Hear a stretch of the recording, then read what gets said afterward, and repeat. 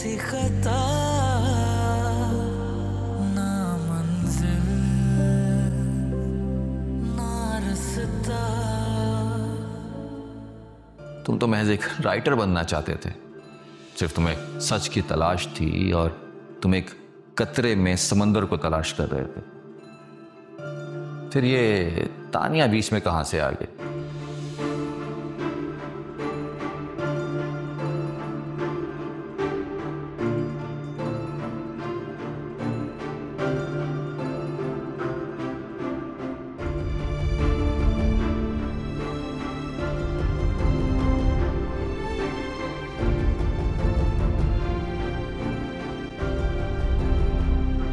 मोहब्बत तो तुमसे बहुत थी, इतनी कि अपनी हर खुशी, अपनी हर चाहत को मिटाकर सिर्फ तुम पर भरोसा किया था।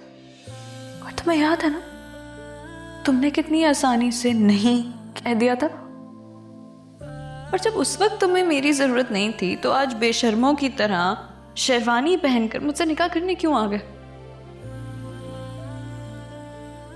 याद नहीं है तुम्हें? उस वक्त कहा था ना मैंने तुमसे, ये नहीं लौट कर आएगी तुम्हारे पास।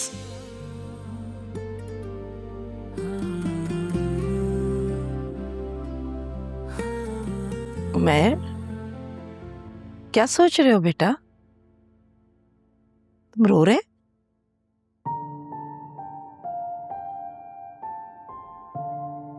मैं सोच भी नहीं सकती कि तुम इस तरह कमरे में बैठ के चुप चुप के रोगे। माना कि हमसे गलती हो गई है, लेकिन हमने उस गलती को तस्लीम भी तो कर लिया है, तानिया से माफी भी मांग ली है। लेकिन अगर तानिया को अपनी ईगो इतनी प्यारी है, तो फिर हम क्यों रोएं? ठीक है, हमारी वजह से उसे दुख पहुंचा है, तो हम उस दुख को दूर भी तो करना चाहते थे ना। सुनो उमैर, अगर तुम्हारे दिल में उसके लिए कुछ नहीं है ना, तो फिर इस तरह अपने आप को दुखी मत करो। प्लीज, मैं थोड़ी देर के लिए अकेला रहना चाहता हूँ। ठीक है, मेरे कांधे पे सर रखकर भी तो रो सकते हो ना तुम। या फिर ये चाहते हो कि मैं अपने कमरे में जाऊं और ये सोचकर रोती रहूं कि मेरा बेटा अकेला कमरे में बैठ के रो रहा है? मैं तानिया के लिए नहीं रो रहा हूँ। क्या? तो फिर किसका गम है तुम्हें? कौन दुख दे रहा है तुम्हें? कौन रुला रहा है बेटा? मुझसे क्या शेयर नहीं करोगे? है कुछ जो मैं किसी से शेयर नहीं कर सकता।